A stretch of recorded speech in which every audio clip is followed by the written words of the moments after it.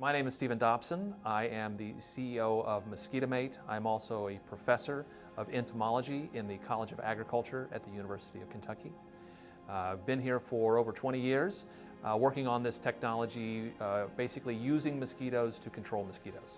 This technology was invented at the University of Kentucky. It was patented by the University of Kentucky, and currently mosquitomate has an agreement and we've licensed that technology.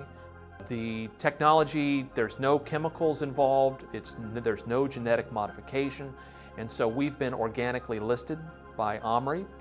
So the mosquitomate approach is based on a bacterium called Wolbachia. It's a naturally occurring bacterium. It's found in over half of all insects, which means that if you went to your backyard here in Lexington with a net and you scooped up beetles and butterflies and crickets, half of them would have this bacterium already. So what was invented at the University of Kentucky and patented is the ability to take this Wolbachia bacterium and move it across into the mosquito where it can cause this form of sterility. And so that's the basis for this technology, which is now being utilized around the world. Up until mosquitomate came along, your options were to have somebody come and spray your backyard with a chemical. The problems with that include these chemicals can not only harm mosquitoes, but they can harm other insects as well. We really didn't want to spray, first because we had things going on around, but we have some flowers and we like the bees and the butterflies, which we still have. And there are what we call beneficial insects that we don't want to harm. Maybe these are important pollinators. The good humidity that comes with central Kentucky and all the rain and we get through the spring and stuff certainly leads to plenty of friends in the neighborhood. And so it's always a struggle to either you just give up and you stay inside, or you coach your kids with off and they smell bad when they come in, or whatever you have to do, right, so that you're not all cooped up. The Asian tiger mosquito is the one that is causing 90%, probably 95% of the complaints in Kentucky. Basically, we just wore long sleeves, right, and long pants, and put on the repellent, and we dealt with it, and it wasn't fun. Didn't enjoy it. We come to your backyard and we release mosquitoes. But they're male mosquitoes, and male mosquitoes don't bite. They will fly around, they'll drink nectar, they may pollinate some plants, but they basically spend their entire lives looking for a mate. They're looking for females in your yard, and when these mosquitoes mate with the females in the backyard, they then sterilize those females for the rest of their lives. So these females will lay eggs, but their eggs won't hatch. And if enough of those eggs in your backyard don't hatch, your population goes away. As with any treatment, there's always an immediate, result.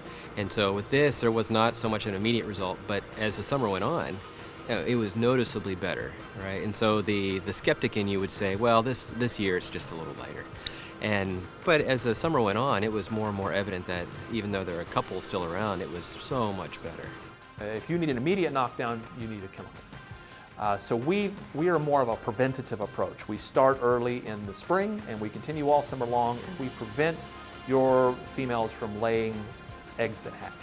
So we actually do a survey, we look at people's properties, we assess what's happening, and then we determine about how much we need to release at a particular property. And some property, their invoice is a little bit higher because of the area they want us to treat. So we have quite a few properties that we do that are a couple of acres.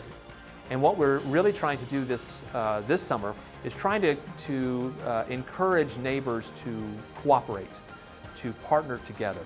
A cluster of 4 homes, that's going to be a much more protected zone than an individual that's surrounded by untreated homes. And that really brings our price down to where it's very competitive, almost equal to what it costs to have people come and barrier spray throughout the summer. Neighbors are intrigued.